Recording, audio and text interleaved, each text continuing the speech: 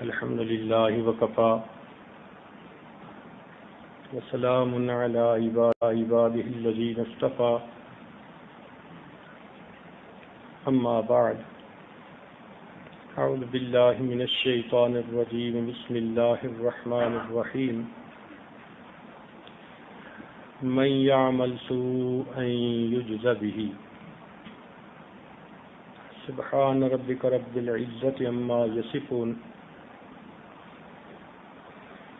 وسلام على المرسلين والحمد لله رب العالمين اللهم صل على سيدنا محمد وعلى آل سيدنا محمد وبارك وسلم اللهم صل على سيدنا محمد وعلى آل سيدنا محمد وبارك وسلم من يعمل سوءا يجز به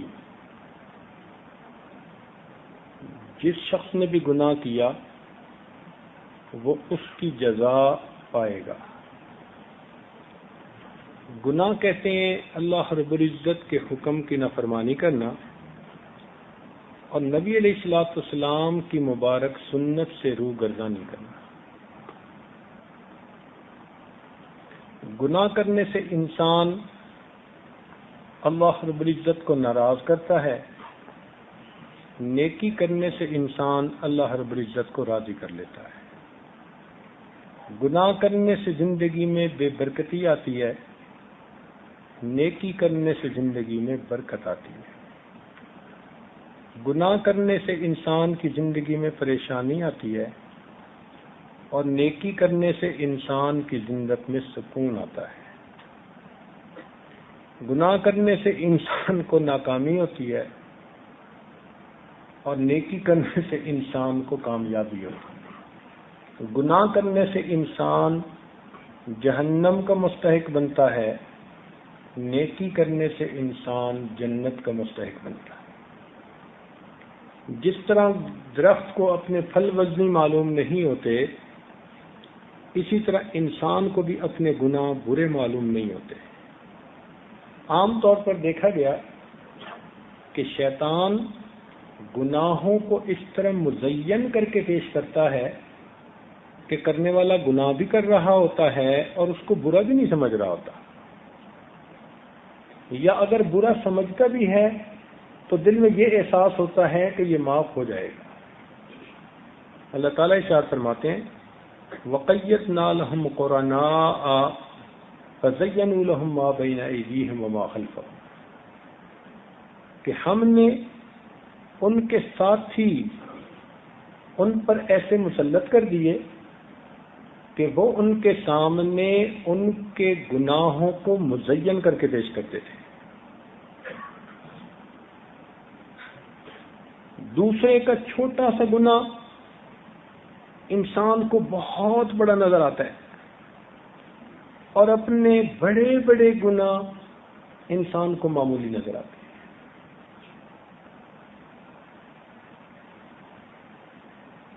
گناہ کی مثال کینسر کے زخم کی مانند ہے۔ اگر جسم میں کسی جگہ کینسر ہو تو اس کا ایک علاج کہ اس کو آپریٹ کر دیتے ہیں، اس جگہ کو ہی کاٹ دیتے ہیں۔ اسی طرح گناہ کا بھی ایک ہی علاج کہ گناہ کو ختم ہی کر دیں۔ اگر آپ کینسر کو آپریشن کے ذریعے نہیں نکلوائیں گے تو یہ کینسر بڑھے گا اور جسمانی موت کا سبب بن جائے گا۔ اسی طرح انسان اگر گناہ کو نہیں چھوڑے گا تو گناہ کی عادت بڑھے گی اور انسان روحانی موت مر جائے گا۔ ابتدا میں گناہ کی مثال کچے دھاگے کی طرح ہوتی ہے۔ کچے دھاگے کو بچہ بھی توڑ دیتا ہے، لیکن اگر زیادہ وقت مل جائے تو پھر گناہ کی مثال بحری جہاز کے لنگر کی طرح ہوتی ہے، اینکر آف دی شپ۔ جس طرح بحری جہاز کا لنگر ڈال دینا تو وہ اسے ہلنے نہیں دیتا، اسی طرح کئی گناہ اتنے انسان کے اندر جڑ پکڑ جاتے ہیں کہ وہ بندے کو ہلنے ہی نہیں دیتے. چھوڑنا بھی چاہے تو چھوڑنا مشکل. اس لیے جتنا بھی جلدی ہو سکے گناہوں کو چھوڑنا چاہیے. اللہ تعالیٰ نے ہر چیز میں کوئی نہ کوئی تاثیر رکھی ہے. اگر آپ دیکھیں تو آگ گرم ہوتی ہے، اس کی تاثیر ہے کہ وہ گرم ہے. دنیا میں جہاں آگ پائی جائے گی وہ گرم ہوگی، اور برف کی تاثیر کہ وہ ٹھنڈی ہوتی ہے. جہاں بھی دنیا میں برف ہوگی وہ ٹھنڈی ہوگی. پانی کی تاثیر گیلا ہونا، جہاں بھی دنیا میں پانی ہوگا یہ گیلا ہوگا. اسی طرح گناہوں کی تاثیر پریشانی ہوتی ہے. دنیا میں جہاں بھی گناہ ہوگا اس کا نتیجہ پریشانی ہوگی. یہ ہو ہی نہیں سکتا کہ انسان کبیرہ گناہ کا مرتکب ہو اور اسے پریشانی نہ اٹھانی پڑے. کوئی کتنا کامیابی سے گناہ کیوں نہ کر لے، اس کو سمجھانے والا کوئی نہیں، اس کو روکنے والا کوئی نہیں. اس کو گناہ کے تمام مواقع میسر ہیں. اپنی من پسند کا وہ گناہ کر رہا ہے، مگر اس گناہ کے کرنے سے اس کے دل کا سکون لٹ جائے گا. آپ نے دیکھا ہوگا بڑے بڑے امیر کبیرہ آدمی، تخت بھی ہے، خزانے بھی ہیں، ہر نعمت ان کے پاس ہے، جو چاہتے ہیں کھاتے ہیں، جو چاہتے ہیں پیتے ہیں، جہاں چاہتے ہیں راتوں کو سوتے ہیں. مگر ان کے دلوں میں پریشانی ایسی ہوتی ہے کہ راتوں کو نیند نہیں آتی. ان کو نیند کی گولیاں کھا کے سونا پڑتا ہے. آخر یہ پریشانی کہاں سے آئی؟ ظاہر میں تو کوئی پریشانی نہیں ہے، اتنا پیسہ ہے کہ ہر کام ان کا ہو رہا ہے. تو معلوم ہوا کہ یہی گناہ ہیں جن کی تاثیر یہ ہوتی ہے کہ وہ دل کو پریشان کر دیتے. اس لیے آپ آج پوری دنیا میں سفر کر کے دیکھیں، آپ کو ہر بندہ پریشان نظر آئے گا الا ماشاء اللہ. جن ملکوں کو ہم امیر ملک کہتے ہیں، وہاں آپ جس سے بھی پوچھیں کہ آپ کا کیا حال ہے، آگے سے جواب ملے گا لائف از ویری ڈیفیکلٹ. وہ نامعقول ساری ساری رات کلبوں میں گزارتے ہیں، ڈانس کرتے ہیں، مزے اڑاتے ہیں.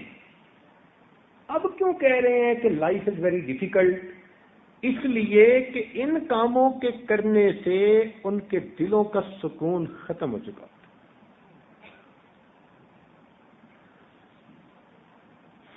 جہاں بھی دنیا میں گناہ ہوگا آپ سمجھ لیں کہ وہاں پریشانی ہوگی. یوں سمجھیں کہ ہر گناہ کے ساتھ کچھ پریشانی بندھی ہوئی ہوتی ہے. بندہ اگر اس گناہ کا ارتکاب کرے تو وہ پریشانی اس کو لپٹ جاتی ہے.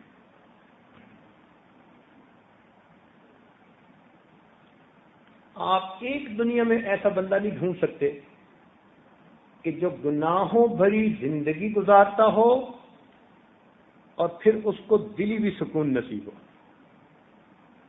دل کا سکون ختم. نرم گدوں کے اوپر ان کو نیند نہیں آتی.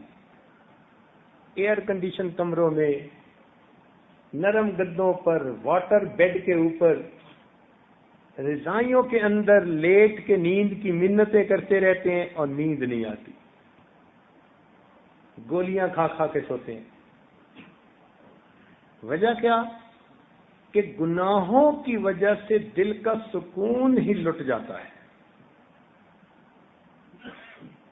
جتنی سہولیات زندگی آج ہے نا، اتنی پہلے کبھی نہیں تھی. بلکہ جو عام بندے کو آج سہولتیں نصیب ہیں یہ پہلے وقت کے بادشاہوں کو بھی نصیب نہیں تھی.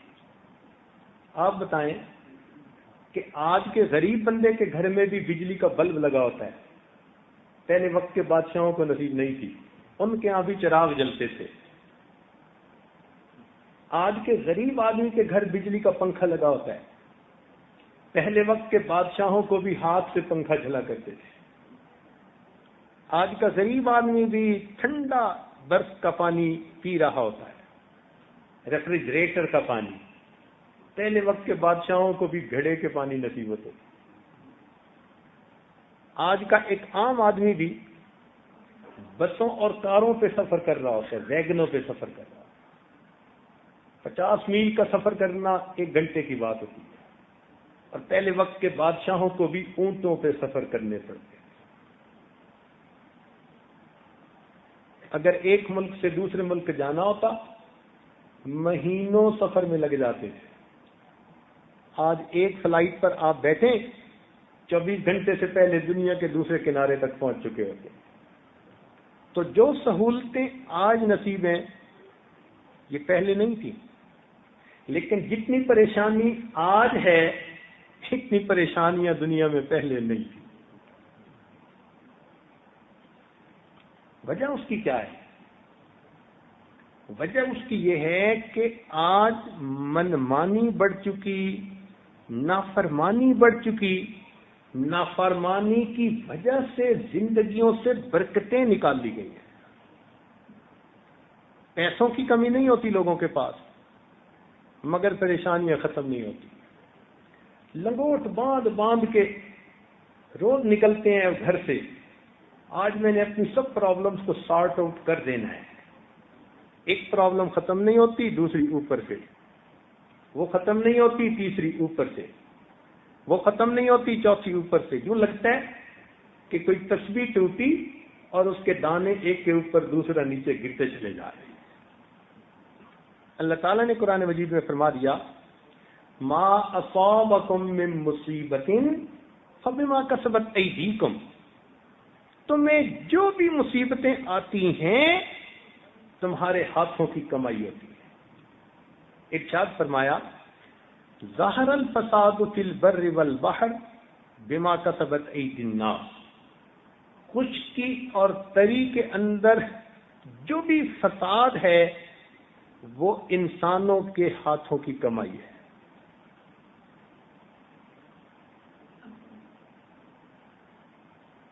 برکتیں اٹھ گئیں. ایک واقعہ لکھا ہے کہ ایک بادشاہ جنگل میں شکار کے لیے گیا. واپسی پہ بڑا تھکا ہوا تھا، دھوپ تھی، پیاسا تھا. ایک انار کے باغ کے قریب رکا اور باغ کے مالک کو کہا کہ مجھے کچھ پینے کو دو. وہ گیا اور ایک انار توڑ کے لایا اور اس نے انار کو جو نچوڑا تو پورا گلاس بھر گیا. جب بادشاہ نے پیا تو مزہ ہی آ گیا، اتنا اچھا ذائقہ اس کا. بڑا حیران ہوا کہ ایسا باغ اس کے پاس ہے تو میرے پاس ہونا چاہیے. پھر اس کو کہا کہ بھائی ایک گلاس اور پلا دو. وہ اللہ کا بندہ گیا، ایک انار لایا، جب نچوڑا تو تیسرا حصہ بھرا گلاس کا. دوسرا لایا، پھر نچوڑا تو اور تیسرا حصہ. تیسرا لایا اور نچوڑا تو تب گلاس مکمل ہوا، پھر دیا. خیر بادشاہ نے پی تو لیا. کہنے لگا یار جس درخت سے پہلے لائے تھے نا اسی سے لاتے، وہ تو ایک انار سے گلاس بھر گیا تھا. اس نے کہا بادشاہ سلامت میں لایا تو اسی درخت سے ہوں. اس نے کہا کہ پھر فرق کیا پڑ گیا؟ وہ باغ کا مالک کوئی نیک آدمی تھا. کہتے ہیں بادشاہ سلامت لگتا ہے کہ آپ کی نیت میں کوئی فرق پڑ گیا. آپ کی نیت میں کوئی فرق پڑ گیا جس نے میرے درخت کے اندر سے برکت کو ختم کر دیا. تو بادشاہ نے کہا کہ واقعی پہلی مرتبہ میری نیت صاف تھی، نیت میری بدل گئی تھی کہ یہ باغ اس سے میں لے لوں گا. نیت کے بدلتے ہی اللہ نے اس جگہ سے برکتوں کو واپس لے لیا. ایک بندے کی نیت سے اگر یوں اثر پڑتا ہے تو جہاں اکثر ہی بدنیت ہو، آوے کا آوا ہی بگڑا ہوا ہو، ہر بندہ کسی نہ کسی طرح دوسرے کا مال لوٹنے کے لیے تیار، دھوکہ دینے کے لیے تیار، آپس میں مسلمان تجارت کرتے ہیں اور ان کو ایک دوسرے سے امن نہیں ہوتا، کوئی پیسے لے کے بیٹھ گیا، کسی نے کہا جی میں دینے ہیں دے نہیں سکتا، آج آپ کسی کو باہر سامان بھیج کے تو دیکھیں حالت کیا ہوتی ہے۔ تو جب اس طرح بدنیتی والی زندگی ہو تو پھر سکون کہاں سے؟ اس لیے من یعمل سوءا یجز بہ، جو بھی گناہ کرے گا وہ اس گناہ کی سزا پائے گا۔ یہ پروردگار عالم کا ایک قانون ہے، یہ ایک رولنگ ہے اللہ تعالی کی، اور یہ پوری دنیا کے اندر افیکٹو ہے۔ قانون بنانے والا کمزور نہیں ہے، نہ کسی کا محتاج ہے، وہ اتنا طاقتور ہے کہ جو اس نے قانون بنا دیا وہ پوری دنیا کے اندر اپنے عمل میں مشغول ہے۔ تو فرمایا کہ جو گناہ کرے گا اس کی سزا پائے گا۔ ہمارے اکابر نے لکھا کہ انسان کو گناہ کی سزا 3 شکلوں میں سے کسی نہ کسی ایک شکل میں ملتی ہے۔ سب سے پہلی شکل کہ اللہ رب العزت اس کو گناہ کرنے پر فوراً سزا دیتے ہیں، اس کو نکیر کہتے ہیں۔ نکیر کا کیا مطلب؟ اللہ تعالی کی طرف سے پکڑ آ جاتی ہے۔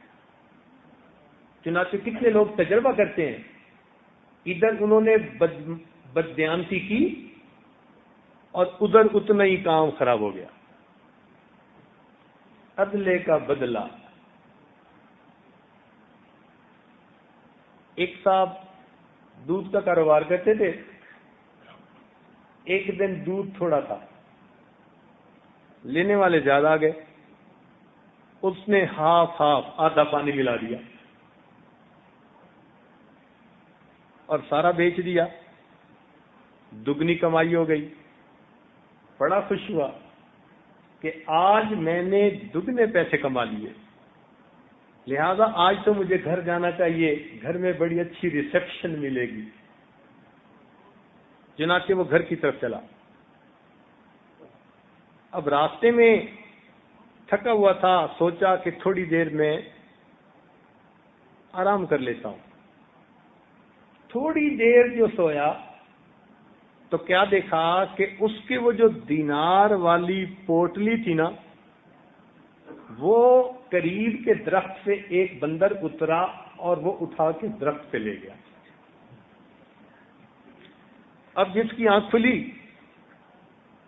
تو پوٹلی نہیں، ادھر ادھر دیکھا، اچانک درخت پہ نظر پڑی تو اوپر بندر بیٹھا ہوا، وہ اس کی طرف دیکھ رہا ہے، یہ اس کی طرف دیکھ رہا ہے۔ اب اس نے نا اس کو اشارے کیے کہ بھئی پوٹلی میری طرف پھینک دو۔ پھر اس نے کیا کیا، دامن پھیلا دیا۔ اب وہ بالکل ایک ندی کا کنارہ تھا جہاں آ کے یہ سویا تھا، تو بڑا حیران کہ اب میں کروں تو کیا کروں۔ خیر جب اس نے دامن پھیلایا نا اور اس کو اشارہ کیا کہ بھئی میرے پیسے یہاں پھینک دو، تو اس بندر نے پوٹلی کو کھولا، وہ ایک اس میں سے دینار نکالتا، اس کی جھولی میں پھینکتا، ایک دینار نکال کے ندی کے پانی میں پھینکتا، آدھے دینار اس کے اور آدھے پانی میں۔ اس نے عبرت پکڑی، اللہ آج کے بعد میں دھوکے سے پیسہ حاصل نہیں کروں گا، جس طرح سے یہ پیسہ آتا ہے اسی تیزی کے ساتھ واپس جاتا ہے.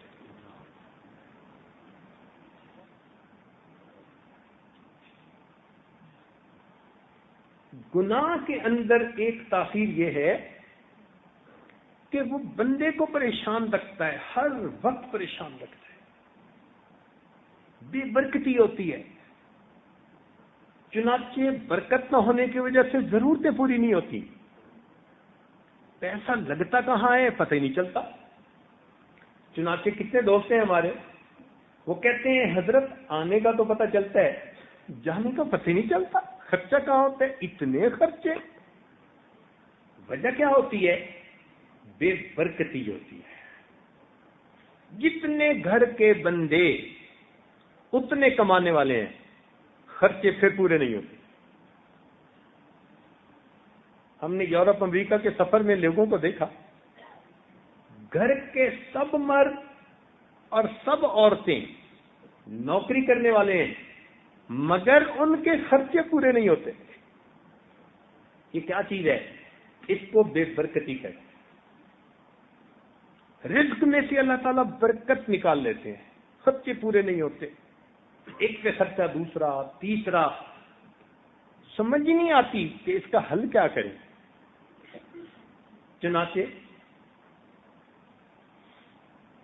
ایک صحابی کا واقعہ لکھا ہے کہ ان کو قضاء حاجت کی ضرورت ہوئی تو وہ ذرا باہر ویرانے میں قضاء حاجت کے لیے چلے گئے. جب وہ فارغ ہو رہے تھے اپنی ضرورت سے تو انہوں نے دیکھا کہ زمین میں ایک سوراخ ہے، ہم اردو زبان میں اس کو بل کہتے ہیں. اس بل میں سے چوہا نکلا اور اس کے منہ میں ایک دینار تھا اور وہ باہر پھینک کے چلا گیا. پھر تھوڑی دیر کے بعد باہر نکلا، ایک اور دینار تھا، پھینک کے چلا گیا. جتنی دیر میں یہ فارغ ہوئے اس نے 17 دینار لا کے باہر ڈالے اور غائب ہو گیا. اس اللہ کے بندے نے 17 دینار اٹھائے اور لے کے نبی علیہ السلام کی خدمت میں آئے. صحابہ رضی اللہ عنہم کی ایک خوبصورت عادت یہ تھی کہ جب بھی کوئی نئی بات پیش آتی وہ نبی علیہ السلام سے پوچھا ضرور کرتے تھے کہ اس کا حکم کیا ہے. چنانچہ نبی علیہ السلام کی خدمت میں حاضر ہوئے، پوچھا اے اللہ کے محبوب، میرے ساتھ یہ واقعہ پیش آیا، میرے لیے ان پیسوں کا کیا حکم؟ استعمال کر سکتا ہوں یا کسی کو دے دوں یا کیا کروں؟ نبی علیہ السلام نے اسے فرمایا کہ دیکھو یہ تمہارا رزق ہے، یہ تمہارا رزق ہے، اللہ تعالیٰ نے اپنی مخلوق کے ذریعے سے تمہیں دلوا دیا. تو جب کبھی میں حدیث کا یہ واقعہ پڑھتا ہوں نا تو حیران ہو کے سوچتا ہوں کہ یا اللہ، صحابہ کرام کی زندگیوں میں اور ہماری زندگیوں میں کتنا فرق ہے. ان کو بلوں سے رزق ملتا تھا اور ہم پورا مہینہ جو کماتے ہیں وہ بلوں میں چلا جاتا ہے. یہ بجلی کا بل، یہ ٹیلی فون کا بل، یہ انشورنس کا بل، یہ گیس کا بل، اور بل ہی نہیں جان چھوڑتے. بل دیکھ کے دل کو کچھ ہوتا ہے، یہ کیا اور مصیبت آ گئی، برکت نکل گئی. تو اس لیے آج ہمارے رزق میں برکتیں کیسے آ جائیں، اس کے لیے ہمیں گناہوں سے بچنا ہوگا. اور اگر ہم گناہ کریں گے تو بے برکتی. اتنا کمائیں گے اللہ تعالیٰ ضرورتوں کو اتنا بنا دیں گے، پھر روتے پھریں گے. پھر ہمت کوشش کر کے اتنا کمانے کے اسباب بنائیں گے، اللہ تعالیٰ ضرورتوں کو اتنا بنا دیں گے، پھر روتے پھریں گے. جتنا ہم زیادہ کماتے جائیں گے اللہ تعالیٰ ہماری ضرورتوں کو بھی ربر کی طرح کھینچ کے بڑھاتے چلے جائیں، پورا نہیں ہوگی ضرورتیں. ایک ہی اس کا حل کہ ہمارے رزق میں برکت آ جائے. برکت کہتے ہیں انسان کے پاس جو کچھ ہوتا ہے وہ اس کی ضرورتوں کے لیے پورا ہو جاتا ہے، اس کو غیر کی محتاجی نہیں آتی، اس کو برکت کہتے ہیں۔ چنانچہ ایک مرتبہ یہ عاجز اپنے گھر میں دوستوں کو مراقبہ کروا رہا تھا مہمان خانے میں، تو مجھے پیغام آیا گھر سے کہ جی آپ جلدی اندر آئیں، ایک خاتون آئی ہے اور وہ آدھا گھنٹہ ہوا زارو قطار رو رہی ہے، ایسے لگتا ہے کہ وہ بہت ہی زیادہ دکھی عورت ہے۔ خیر ہم نے مجلس برخاست کی، گھر میں گئے تو پردے کے پیچھے وہ خاتون بیٹھ گئی۔ میں نے اس سے پوچھا بی بی آپ کو کیا ہوا، کیوں آپ اتنی پریشان ہیں، غمزدہ ہیں؟ وہ کہنے لگی جی کہ میں فلاں ایک بڑے شہر کا نام لیا، وہاں سے آئی ہوں، ایک بڑے صنعت کار کی بیوی ہوں، میرا خاوند کئی کمپنیوں کا چیئرمین ہے، گروپ آف کمپنیز کا چیئرمین، ہم رشتہ دار بھی ہیں مگر آپس میں پسند کی شادی بھی ہے، مجھے اس نے ایک محل نما مکان بنا کے دیا ہوا ہے، اور گھر کے اندر نوکر چاکر، کچن میں لوگ، فلاں میں لوگ، سیکیورٹی کے لوگ، ڈرائیور، ایک لشکر ہے جو اس نے رکھا ہوا ہے۔ اس نے مجھے اپنی طرف سے تو بڑا سکون میں رکھا ہے اور نعمتوں میں رکھا ہے، اور گھر کے سارے خرچے بھی وہی دیتا ہے۔ 7 سال ہماری شادی کو ہو گئے، میری اولاد نہیں، مگر میری پریشانی کی یہ وجہ نہیں ہے، کیونکہ خاوند مجھ سے خوش ہے، میں خاوند سے خوش ہوں، اللہ تعالیٰ نے چاہا تو وہ ہمیں اولاد عطا کر دے گا۔ میں نے پوچھا کہ پھر پریشانی کی وجہ کیا؟ کہنے لگی کہ پریشانی کی وجہ یہ ہے کہ میرا خاوند مجھے میرے ذاتی خرچے کے لیے ہر مہینے میں کنورٹ کر کے فگر بتا رہا ہوں، فقط $2000 دیتا ہے ذاتی خرچے کے لیے، اور میرے خرچے پورے ہی نہیں ہوتے۔ اور یہ کہہ کے اس نے پھر رونا شروع کر دیا۔ یا اللہ، ایک عورت کو اس کا خاوند $2000 ہر مہینے پرسنل ایکسپینسز کے لیے دیتا ہے، اور وہ روتی ہے یہ کہ میرے خرچے پورے نہیں ہوتے۔ خیر تھوڑی دیر تو وہ روتی رہی، ہم نے بھی رونے دیا۔ پھر اس کے بعد کہا کہ بی بی اب آپ اگر چاہتی ہیں کہ اس کا کوئی حل نکلے تو میں آپ کو اس کا حل بتاتا ہوں۔ کافی پڑھی لکھی خاتون تھی، کہنے لگی جی آپ بتائیں۔ میں نے کہا کہ آپ یہ سمجھتی ہیں کہ آپ کے اتنے پیسوں سے خرچے پورے نہیں ہوتے، اور میں فقیر یوں کہتا ہوں کہ اگر آپ کے میاں آپ کو 2000 کی جگہ 4000 بھی دینا شروع کر دیں تو آپ کی پریشانیاں ختم نہیں ہوتی۔ اب جب اس نے ایسی واضح سی بات سنی نا تو بڑی حیران ہو گئی، کہنے لگی پیر صاحب آپ تو ایسا نہ کہیں۔ میں نے کہا جو حقیقت ہے وہ تو آپ کو بتانی ہے۔ کہنے لگی جی 4000 سے میرے خرچے کیوں نہیں پورے ہوں گے؟ میں نے کہا بی بی زندگی کی ایک ترتیب ہوتی ہے، اس ترتیب پر اللہ تعالیٰ کی مدد اترتی ہے، برکت اترتی ہے، آپ کی وہ ترتیب نہیں ہے۔ آپ پڑھی لکھی اونچے طبقے کی خاتون ہیں، پردے کی پرواہ نہیں، نمازوں کی پرواہ نہیں، حلال حرام کا خیال نہیں، کبھی اس محفل میں کبھی اس محفل میں۔ جب اللہ تعالیٰ کے حکموں کو آپ اس طرح توڑتی پھریں گی، نبی علیہ السلام کی سنتوں کو یوں چھوڑتی پھریں گی، تو اللہ تعالیٰ آپ کے دل میں سکون نہیں آنے دیں گے، مل ہی نہیں سکتا سکون آپ کو۔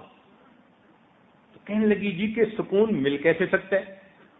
میں نے کہا کہ آپ زندگی کی ترتیب بدلیں، جیسے دین اسلام نے بتایا کہ عورت کو باپردہ ہونا چاہیے، نمازیں پڑھنی چاہیے، گھر میں ہونا چاہیے، آپ ان تمام باتوں کو کرنا شروع کر دیں، پھر دیکھیں اللہ تعالیٰ آپ کے دل کو سکون کیسے دیتے ہیں۔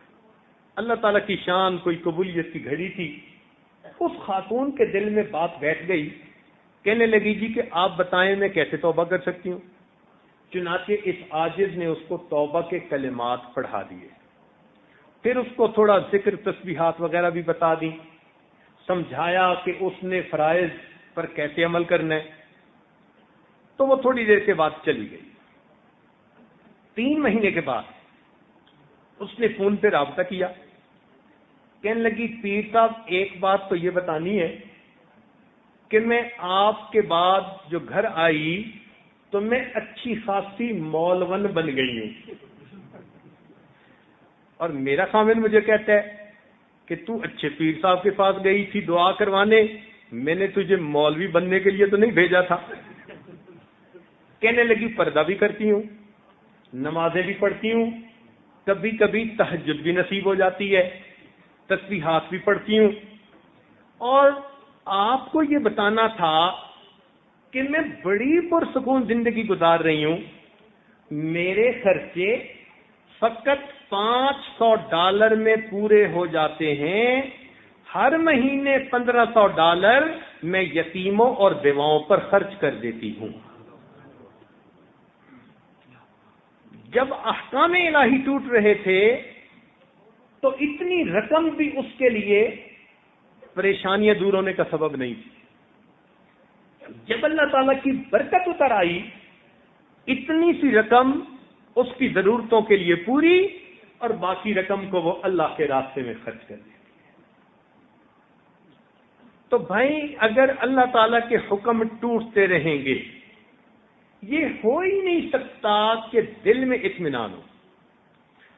جس کے پاس کوئی بھی پریشانی نہیں نہ ہوگی، اس کو فیئر آف ان نون رہے گا۔ یہ بھی ایک عجیب بیماری ہے۔ بھائی آپ کیوں پریشان ہیں؟ کہتے ہیں جی بس دل میں خوف سا رہتا ہے، اس کو کہتے ہیں فیئر آف ان نون، پتہ ہی نہیں کیسا خوف۔ اسی لیے آج 2 بیماریاں بہت عام ہیں۔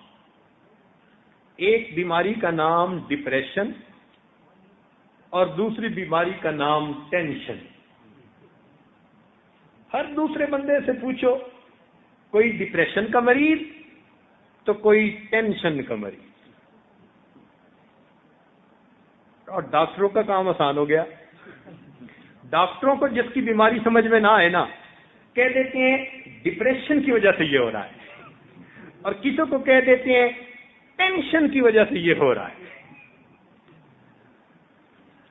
یہ دونوں انگریزی زبان کے لفظ ہیں، اور ہماری اردو کی زبان میں اسی طرح استعمال ہوتے ہیں۔ ہماری اردو کی زبان میں ان کے مقابلے کا لفظ کوئی نہیں ہے۔ یہ اس بات کی دلیل ہے کہ ہمارے بڑوں کی زندگی میں نہ ڈپریشن ہوتی تھی نہ ٹینشن ہوتی تھی، ان کو یہ نام بنانے کی کوئی ضرورت ہی پیش نہیں آئی۔ اگر یہ کیفیتیں ہوتی تو کوئی نام بنا دیتے نا بھائی۔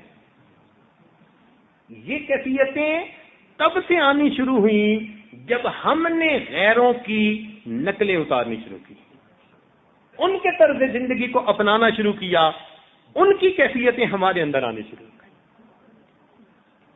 ورنہ مومن، اس کا ڈپریشن سے کیا تعلق ہے؟ مومن کا ٹینشن سے کیا تعلق؟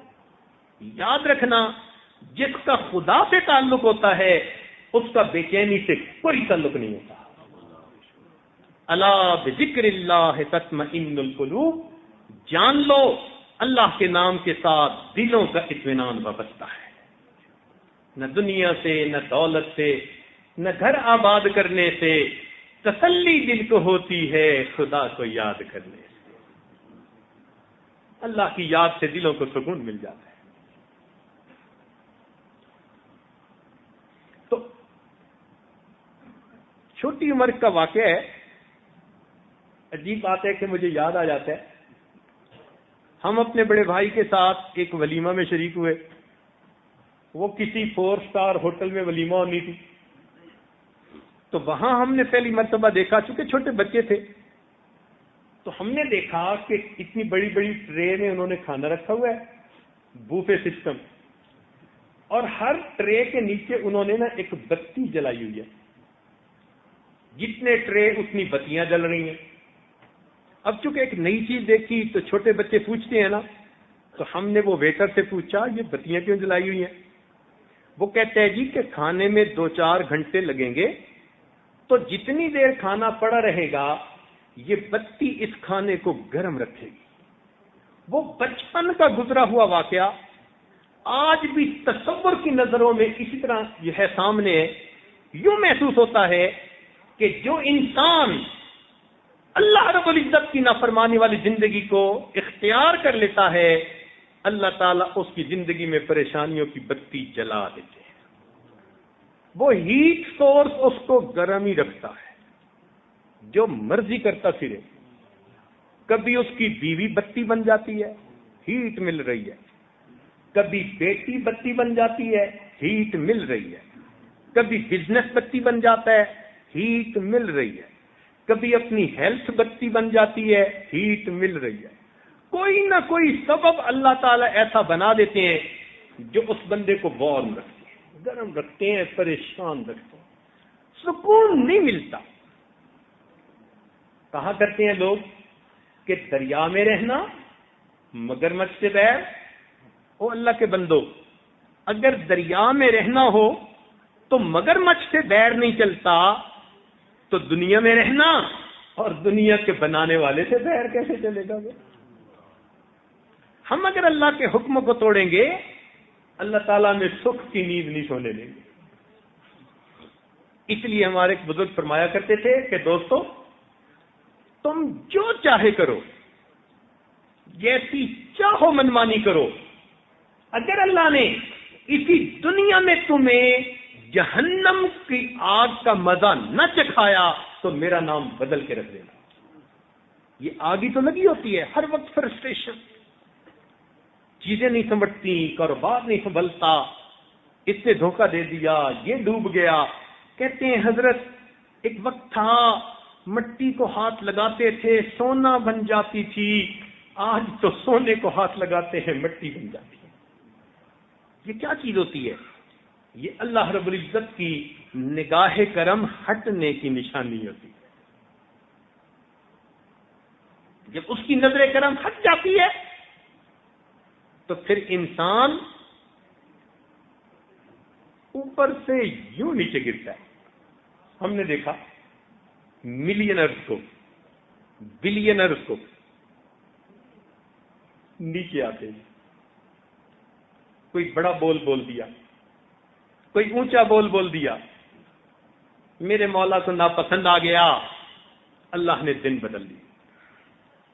میرے دوستو، جو پروردگار دینا جانتا ہے وہ پروردگار لینا بھی جانتا ہے۔ تو اس لیے اگر اللہ نے دے دیا تو منمانی کی زندگی نہ اختیار کریں، اللہ تعالیٰ کی فرما برداری کی زندگی اختیار، جھکیں اس کے سامنے، شکر کریں اس کا۔ آج تو حالت یہ کہ کام ایسا ہے، اپنے گھر کے علاوہ 50 گھروں کا خرچہ اور چلا سکتا ہے، اپنے خرچ کے علاوہ 50 گھروں کا خرچہ یہ اور چلا سکتا ہے، اتنا اچھا کام۔ اور اگر کوئی پوچھے جی سناؤ کام کہتے ہیں بس گزارا ہے۔ اب بتائیے یہ جو الفاظ ہم نے کہے کہ بس گزارا ہے، یہ ہم نے اللہ تعالیٰ کو غصہ نہیں دلوایا؟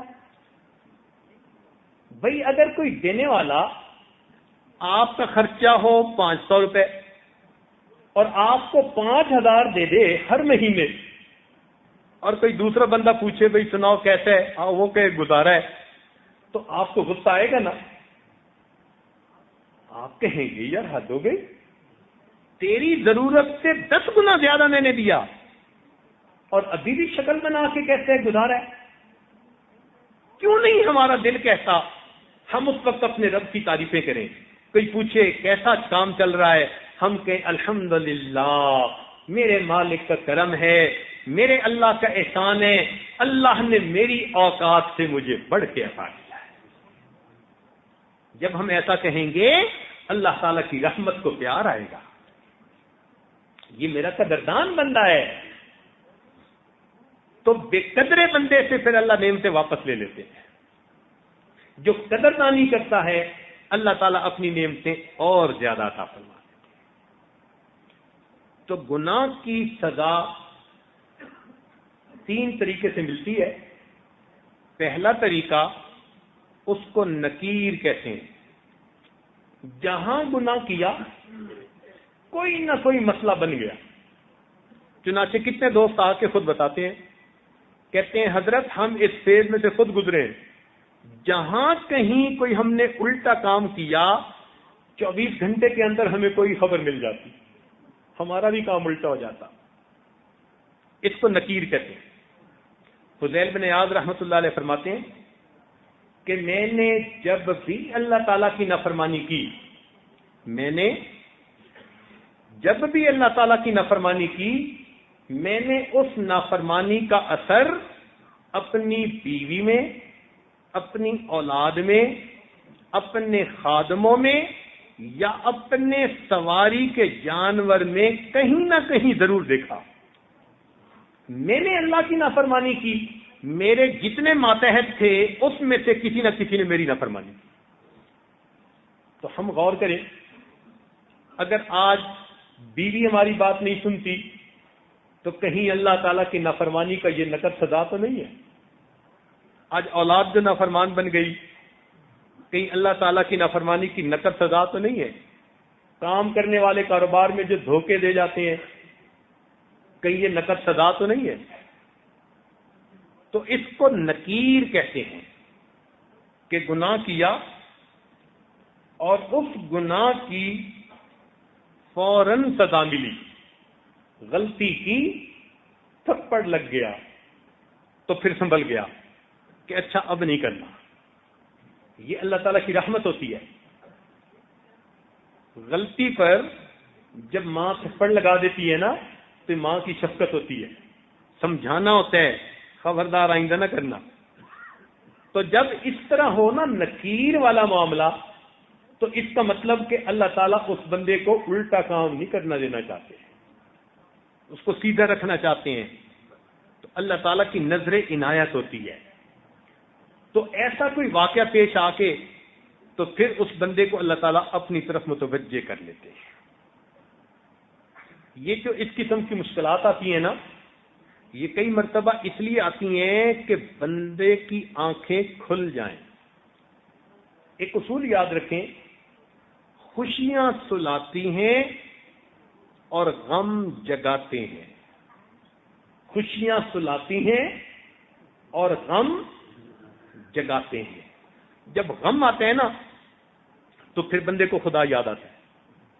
جو پہلے فرض نماز بھی نہیں پڑھتا تھا, اب وہ فرض پڑھنے کے بعد اشراق بھی پڑھ رہا ہے, اوابین بھی پڑھ رہا ہے.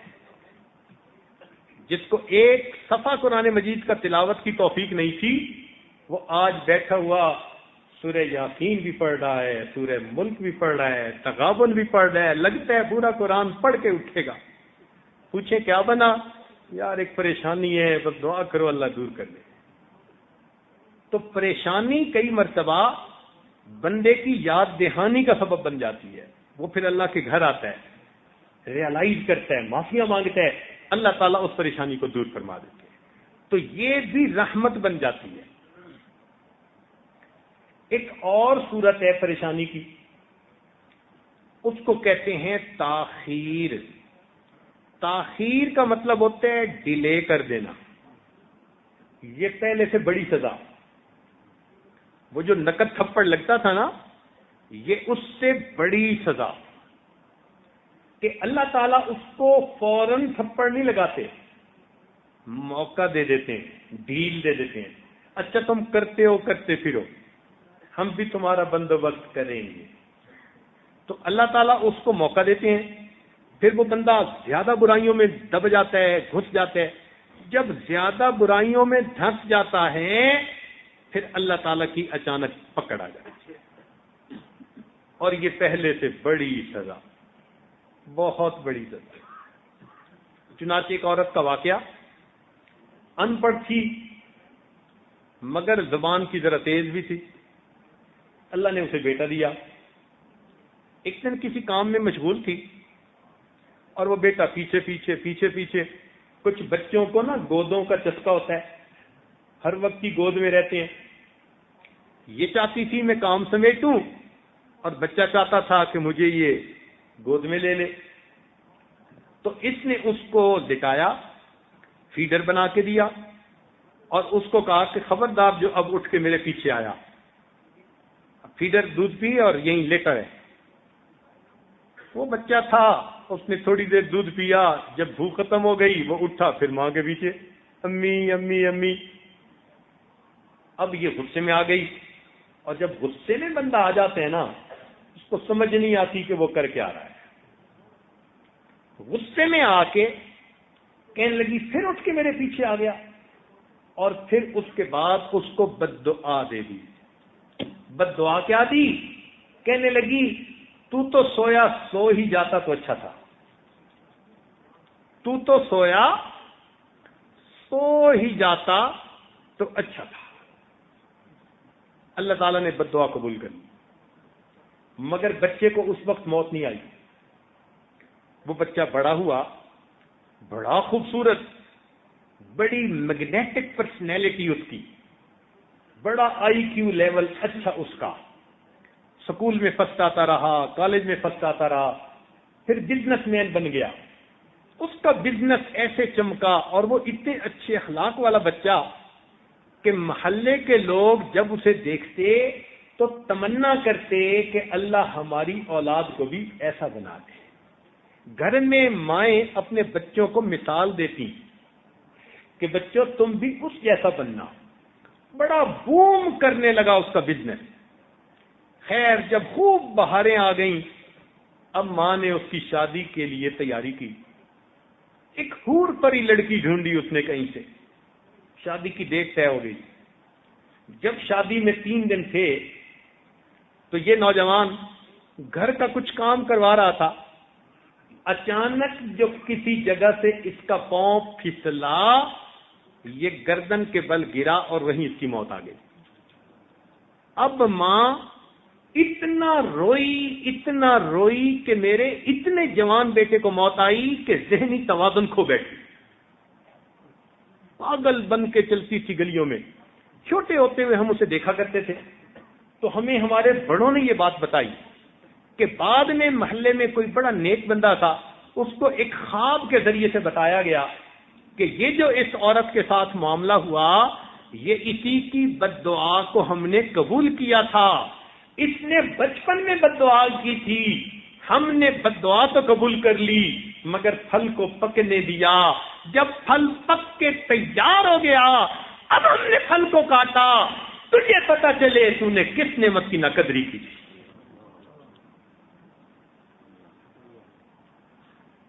کتنی بہنیں ہیں جو اپنے بھائیوں کو بد دعا دیتی ہیں, کتنی مائیں ہیں اپنے بیٹوں کو بد دعا دیتی ہیں, کتنی بیویاں ہیں اپنے خاندانوں کو بد دعا دیتی ہیں, پھر بعد میں بیٹھ کے روتی ہیں.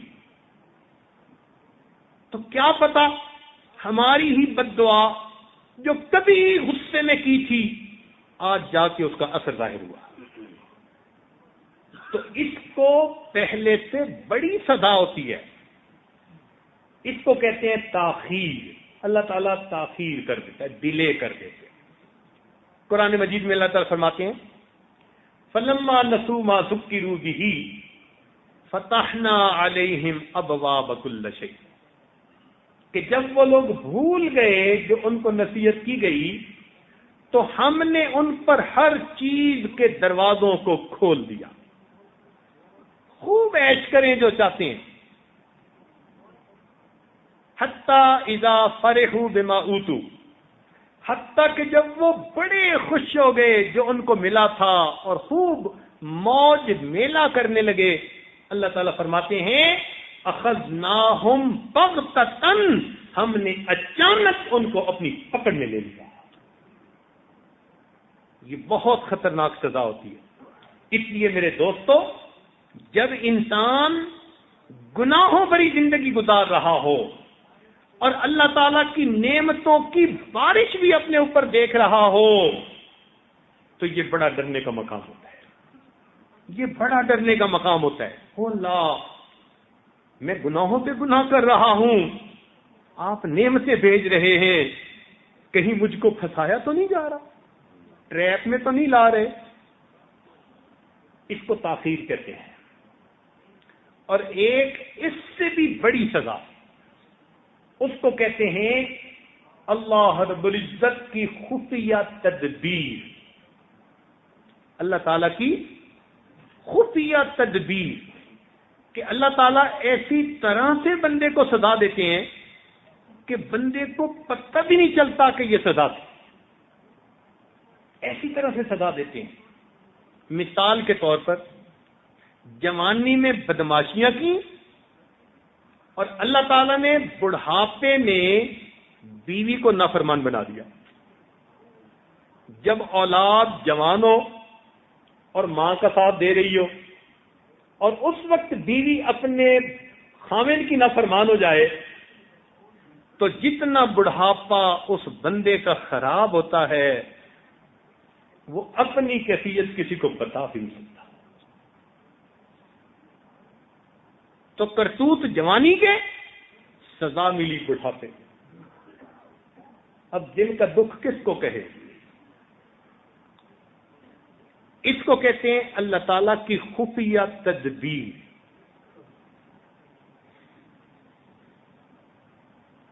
کوئی بیماری ایسی دے دی، نعمتوں سے محروم کر دیا. چنانچہ ایک عورت نے خط لکھا کہ حضرت 7 سال ہو گئے، میں قسم قسم کے کھانے بناتی ہوں اور گھر میں آئے ہوئے مہمانوں کے لیے دسترخوان سے لگاتی ہوں، لیکن خود السر کی مریضہ ہوں.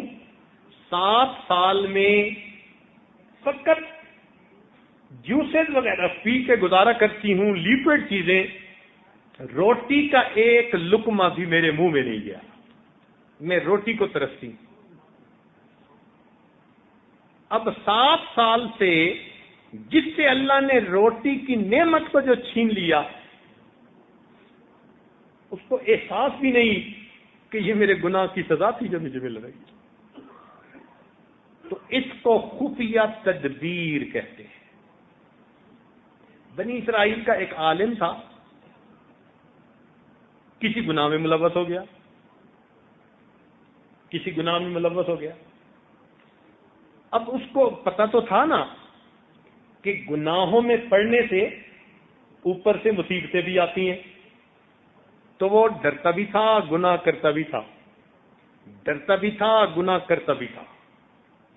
ایک دن جو دعا مانگنے بیٹھا تو دعا مانگتے ہوئے اس نے یہ دعا مانگی کہ اللہ، میں گناہوں پہ گناہ کر رہا ہوں، آپ کتنے کریم ہیں کہ آپ اپنی نعمتیں مجھ پر سلامت رکھے ہوئے ہیں.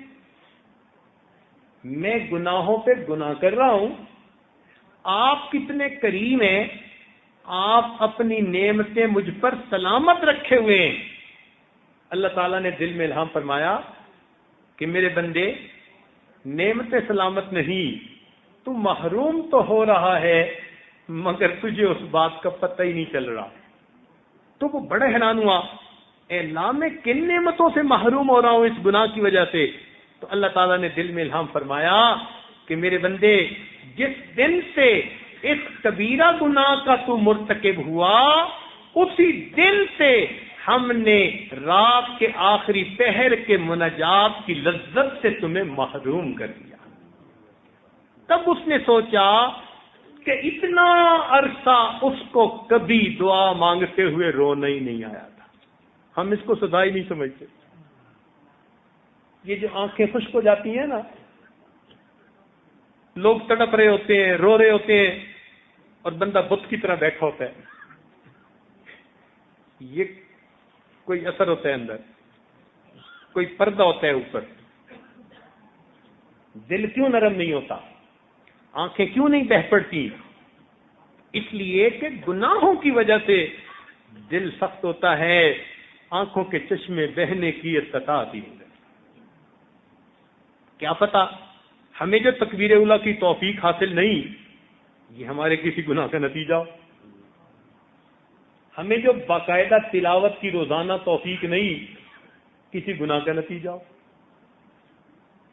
تو ہم جو کتنے نیک اعمال سے محروم ہو جاتے ہیں ہم احساس ہی نہیں کرتے، پتہ نہیں یہ کسی گناہ کا نتیجہ ہو۔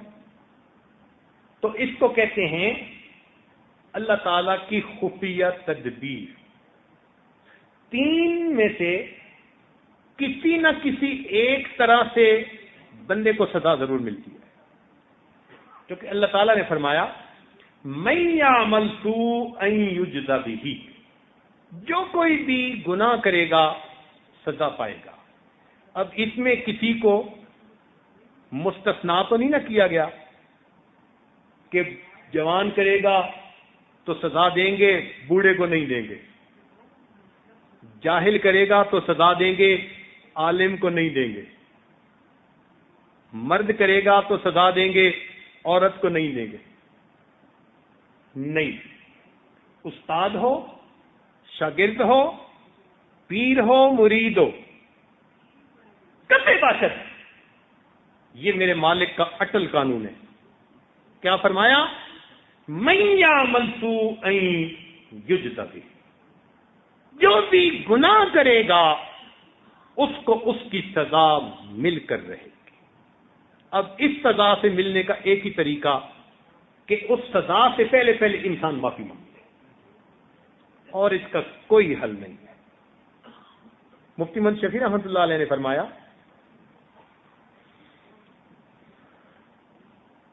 کہ یہ جو آیت مبارکہ ہے نا، من یعمل سوءا یجز بہ، اس سے پتہ چلتا ہے کہ گناہ کی سزا بندے کو مل کے رہتی ہے۔ اب اس سے بچنے کا ایک ہی طریقہ، اور وہ طریقہ کیا ہے کہ انسان اللہ تعالی کے سامنے اس گناہ سے توبہ کرے، اس گناہ سے توبہ کر لے۔ جب انسان توبہ کرتا ہے نا تو دل منور ہو جاتا ہے، جب گناہ کرتا ہے تو دل سیاہ ہو جاتا ہے۔ اچھا چلیں تھوڑی دیر یہ بھی میں آپ کے سامنے کچھ پوائنٹ کھول دوں۔ ہمارے مشائخ نے فرمایا کہ دل زندہ ہونے کی بھی علامتیں ہیں اور دل مردہ ہونے کی بھی علامتیں ہیں۔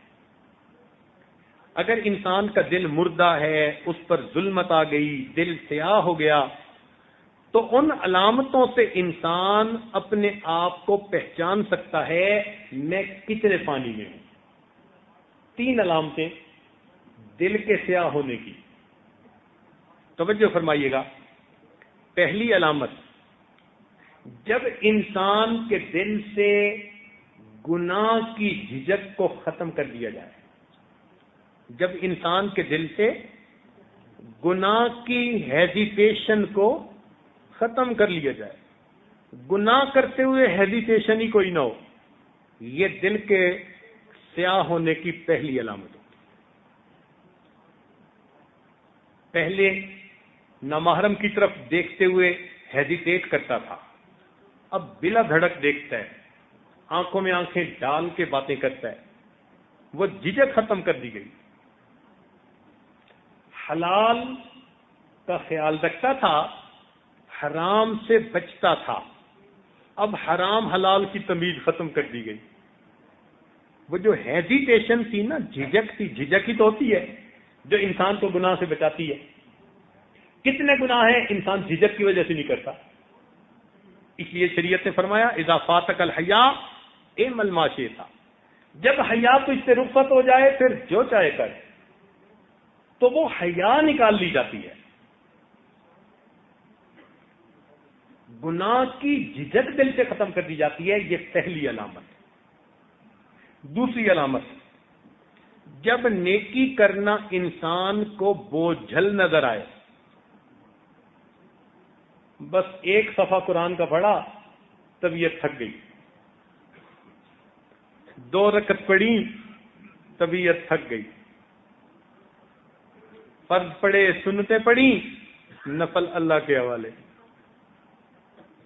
مصیبت نظر آتی ہے، جب عبادت بوجھل نظر آنے لگے، یہ علامت ہے کہ دل سیاہ ہو گیا۔ اور تیسری بات کہ اگر اس بندے کو نصیحت کی جائے نا تو اس کو نصیحت کی بات بھی بری لگتی ہے۔ آپ کوئی بات سمجھانا بھی چاہیں نا تو آگ لگے گی۔ کئی مرتبہ باپ بچے کو اگر کوئی بات سمجھانا بھی چاہے نا تو بچے کو ایسے آگ لگتی ہے، پتہ نہیں کر کیا دیا۔ ماں بیٹی کو سمجھانا چاہے تو بیٹی آگے سے بولتی ہے، امی کو الٹا سناتی ہے۔ یہ کیا علامت ہے؟ دل کے سیاہ ہونے کی علامت۔ میں اسے سمجھوں ہوں دشمن جو مجھے سمجھائے ہے، میں اسے سمجھوں ہوں دشمن جو مجھے سمجھائے ہے۔ جو سمجھاتا ہے برا لگتا ہے۔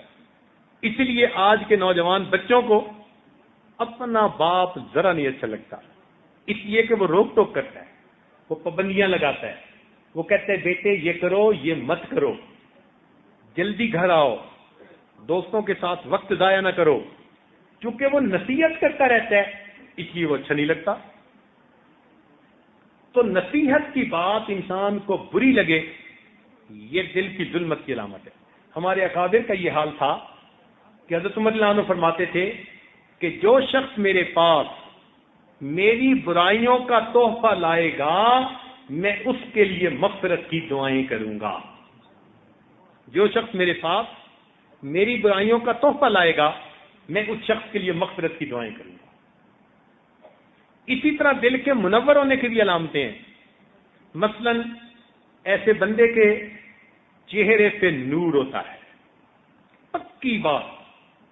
جب دل منور ہوتا ہے نا تو جیسے روشنی کا عکس پڑتا ہے، اس روشنی کا عکس انسان کے چہرے پہ بھی پڑتا ہے۔ آپ اس بندے کے چہرے کو دیکھیں، آپ کو ویسے ہی سکون ملے گا، ویسے ہی خوشی ملے گی، اطمینان ملے گا۔ اللہ والوں کے چہروں پہ وہ نور ہوتا ہے، وہ سکون ہوتا ہے۔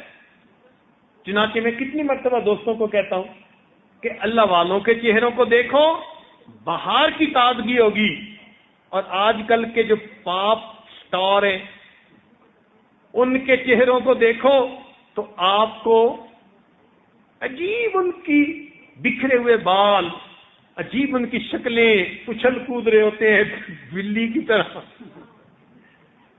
ان کے چہروں کو دیکھ کے پتہ چلتا ہے یہ پریشان لوگ ہیں۔ جیسے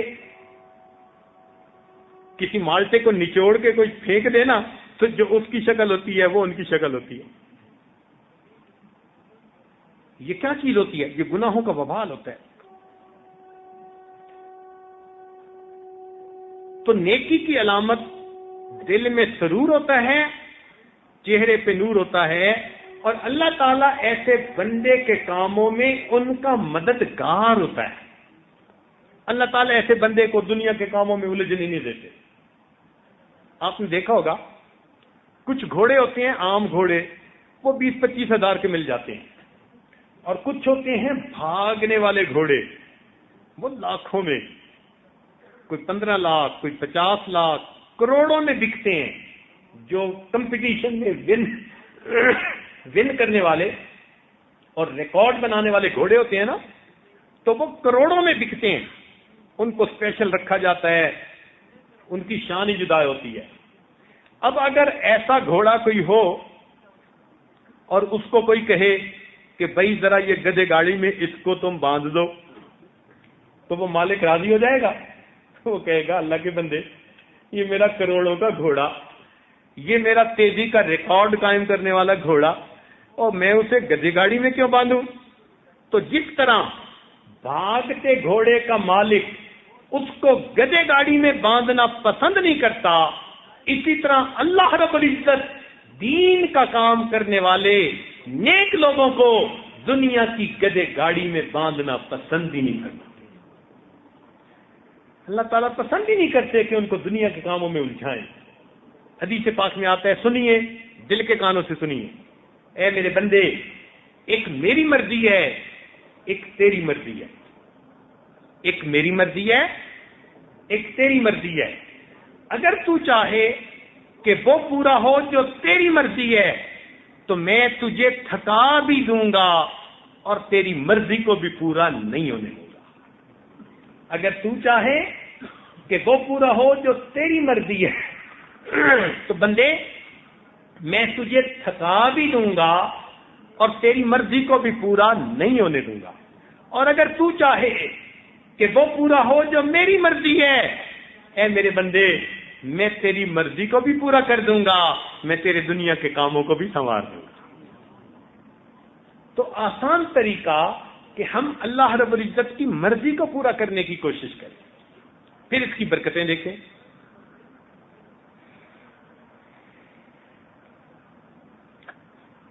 یہ عاجز اب اپنی بات کو ذرا سمیٹنا چاہتا ہے تو ذرا توجہ فرمائیے کہ مفتی محمد شفیع رحمۃ اللہ علیہ فرماتے ہیں کہ اللہ تعالیٰ فرماتے ہیں من یعمل سوءا یجز بہ، جو بھی گناہ کرے گا وہ اس کی سزا پائے گا۔ اس کا مطلب ہے گناہ کی سزا مل کے رہے گی۔ کون سی سزا؟ اپنی تفسیر میں لکھتے ہیں، وہ فرماتے ہیں گناہ کی سزا ہوتی ہے آگ میں جلنا، لہذا جو بندہ بھی گناہ کرے گا اس کو آگ میں جلنا پڑے گا۔ توجہ فرمائیے، جو بندہ بھی گناہ کبیرہ کا مرتکب ہوگا اس کو آگ میں جلنا پڑے گا، مگر تھوڑا سا فرق ہے۔ وہ کیا کہ یا تو وہ بندہ ندامت کی آگ میں اپنے آپ کو دنیا میں جلا لے تو اللہ تعالیٰ اس کو جہنم کی آگ سے بچا دیں گے، اور اگر اس نے دنیا میں اپنے آپ کو ندامت کی آگ میں یعنی توبہ کر کے نادم و شرمندہ ہو کے ندامت کی آگ میں نہ جلایا تو اس کے بدلے اس کو جہنم کی آگ میں جلنا پڑے گا۔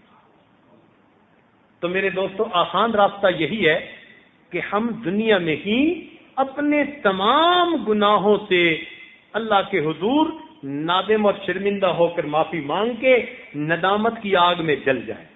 یہ بھی تو آگ ہوتی ہے نا دل کو لگی ہوئی، اللہ میں نے بہت برا کیا، اللہ مجھے معاف کر دے، اللہ مجھے میری خطا کو بخش دے۔ جو بندہ یوں کہہ رہا ہوتا ہے نا اس کے دل کو آگ لگی ہوتی ہے۔ تو یا تو یہ سزا ورنہ پھر جہنم کی سزا۔ لہذا آج کی یہ مبارک رات ہے، گزارش ہے کہ ہم اس بابرکت رات میں اپنے پچھلے تمام گناہوں سے سچی پکی توبہ کر کے اپنے مالک کو منا لیں۔ آج کی رات جہنم سے بری ہونے کی رات ہے۔ نبی علیہ السلام نے فرمایا آخرھا عتق من النار، کہ آخری اشرا آگ سے آزادی کا اشرا ہے۔ لہذا آج ہم اگر دعا مانگیں گے اور تھوڑی دیر ندامت کی آگ میں ہم اگر آج جل لیں گے نا تو اس کے بدلے اللہ تعالیٰ جہنم کی آگ سے بچا لیں گے۔ تو سستا سودا ہے، مبارک وقت ہے، اللہ تعالیٰ کی خوشی کا وقت ہے۔ تو اس وقت میں آج اپنے زندگی کا پچھلا حساب بے باک کر لیجئے، اپنے رب کو منا لیجئے اور اپنے آپ کو جہنم کی آگ سے بچا لیجئے۔ اللہ تعالیٰ ہماری آج کی اس محفل کی حاضری کو قبول فرمائے اور ہمیں جہنم کی آگ سے محفوظ فرما لے۔ وآخر دعوانا ان الحمدللہ رب العالمین۔ ابھی تھوڑی دیر ہم مراقبہ کریں گے، ذرا ترتیب سن لیجئے۔ تھوڑی دیر ہم مراقبہ کریں گے اور مراقبے کے بعد ہم دعا کریں گے۔ دعا ہمارے بعض دوستوں کی تمنا تھی کہ ہم اللہ تعالیٰ کے اسماء الحسنہ کے ساتھ کریں۔ ترتیب ذرا سن لیجئے۔ اللہ تعالیٰ فرماتے ہیں وَلِلَّهِ الْأَسْمَاءُ الْحُسْنَى فَادْعُوهُ بِهَا، اللہ تعالیٰ کے پیارے پیارے نام ہیں، ان ناموں سے اللہ سے مانگو۔ یہ قرآن مجید کی آیت ہے کہ اللہ تعالیٰ کے پیارے پیارے نام ہیں، ان ناموں سے اللہ کو مانگو۔ تو ہم ان ناموں سے اللہ تعالیٰ کے سامنے دعا مانگیں گے، اور راز اس میں یہ ہے، حکمت یہ ہے کہ ان ناموں میں سے ایک نام کو اسم اعظم کہتے ہیں۔ حدیث پاک میں آتا ہے اس اسم اعظم سے جو بندہ دعا مانگے تو اللہ تعالیٰ اس کی دعا کو قبول کرتے ہیں۔ اب کون سا نام اسم اعظم؟ کسی نے کہا یا حیو یا قیوم اسم اعظم ہے، کسی نے کچھ کہا، کسی نے کچھ کہا۔ امام اعظم رحمت اللہ علیہ ابو حنیفہ وہ فرماتے ہیں کہ اللہ رب العزت کو جو نام اللہ ہے نا، یہ اسم اعظم ہے۔ اللہ کا نام جو اللہ ہے، اس میں جلالہ اللہ جو ذاتی نام ہے، یہ اسم اعظم ہے۔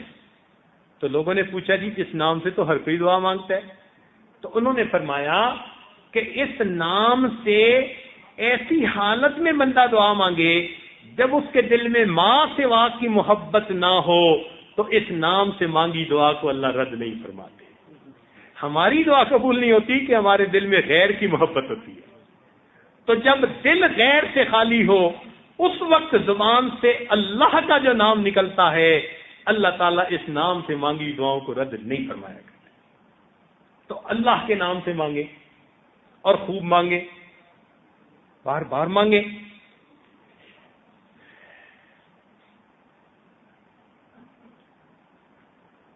اس کی بہت ساری تفصیلات ہیں، مگر وقت کچھ ایسا آ گیا کہ اب یہ عاجز دعا کرنا چاہتا ہے، تو اس لیے وہ تفصیلات اسم اعظم سے متعلق اس وقت کہنی مناسب نہیں ہے، زیادہ دیر کرنی ٹھیک نہیں۔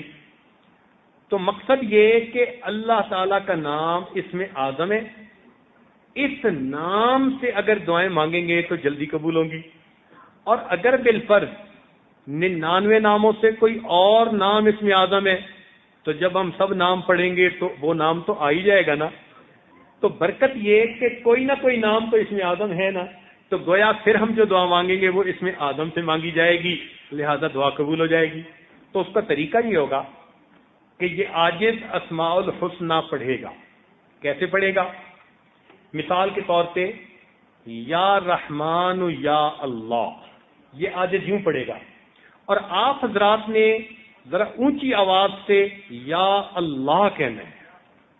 قرآن مجید کی آیت ہے ادعوا ربکم تضرعا وخفیہ، اپنے رب کو پکارو خفیہ طریقے سے بھی اور اونچی آواز سے بھی، گڑ گڑا کے بھی۔ تو دونوں طریقوں سے مانگنے کا اللہ نے حکم دیا، لہذا آج ہم ابتدا میں ذرا اونچی آواز سے مانگیں گے، تضرعا وخیفہ، خفیہ۔ تو تضرع کے ساتھ گڑ گڑا کے، جیسے کوئی سائل پکارتا ہے، آواز لگاتا ہے، فریاد کرتا ہے، صدا لگاتا ہے، ہم اپنے رب کے در پہ صدا لگائیں گے، ہم اپنے رب کو پکاریں گے۔ جیسے بچہ ماں کو منانے لگتا ہے نا تو کیا کرتا ہے؟ امی امی امی، اور امی کہتے ہوئے وہ قطعاً پرواہ نہیں کرتا کہ مجھے کون دیکھ رہا ہے، کون کمرے میں ہے۔ بچے کو قطعاً اس کا لحاظ نہیں ہوتا، بہن بیٹھی ہے، بھائی بیٹھا ہے، بڑا بیٹھا ہے، چھوٹا بیٹھا ہے، رو رہا ہوتا ہے امی امی امی، سب سے بے نیاز ہو کے امی امی کہہ رہا ہوتا ہے۔ آج ہم بھی اسی طرح ارد گرد سے بے نیاز ہو کے اپنے رب کو اللہ اللہ اللہ کے نام سے پکاریں۔ جب ہم اس طرح پکاریں گے تو جیسے امی امی کے پکارنے سے ماں کو ترس آ جاتا ہے، اللہ اللہ کے لفظ پکارنے سے پروردگار کو ترس آ جاتا ہے۔ لہذا ہم یہ اس ترتیب سے دعائیں مانگیں گے، پہلے اسماء الحسنہ پڑھیں گے، پھر اسماء الحسنہ کے بعد دعا مانگیں گے۔ تو آپ بھی اپنے لیے مانگیے، خاندان کے لیے مانگے، امت مسلمہ کے لیے مانگیے، سب کے لیے مانگیے، اللہ تعالی ہماری دعاؤں کو قبول فرما لے۔ مگر آج دعا مانگتے ہوئے گرد و پیش کو بھول جائیں۔ ہوتا کیا ہے کہ شیطان اور نفس دل میں ڈالتی ہیں یار تجھے کوئی دیکھے گا۔ او بھائی، جس کے پھانسی کا آرڈر ہو چکا ہو وہ جب روتے ہیں تو یہ تھوڑا دیکھتے ہیں کہ مجھے کوئی دیکھ رہا ہے، اس کا تو غم ایسا سوار ہوتا ہے۔ اور جس ماں کا بچہ فوت ہو جائے وہ تھوڑا دیکھتی ہے کہ مجھے کون دیکھ رہا ہے روتے ہوئے، اس کا تو دل رو رہا ہوتا ہے۔ اسی طرح جس بندے نے اپنے گناہوں پہ نادم ہونا ہوتا ہے، اس کو بخشوانا ہوتا ہے، وہ غیروں کی طرف نہیں دیکھتا، وہ تو قبولیت کا موقع دیکھ کے رب سے لگا ہوا ہوتا ہے مانگنے میں۔ اس لیے ہم تھوڑی دیر کے لیے اپنے ارد گرد کو بھول جائیں، کون بول رہا ہے نہیں بول رہا، مانگ رہا ہے نہیں مانگ رہا، ہم اپنی تار جوڑ کے بیٹھیں۔ اللہ تعالیٰ آج کی رات میں ہمیں معاف فرما دے اور بخشش کیے ہوئے گنہگار بندوں میں شامل فرما دے۔ لہذا آج کی دعا دل سے نکلے اور اللہ تعالیٰ کے دروازے کے اندر جو ہے داخل ہو جائے اور قبولیت کا شرف آ جائے. اس لیے آج آپ نے ایسی دعا مانگنی ہے. لہذا اب تھوڑی دیر کے لیے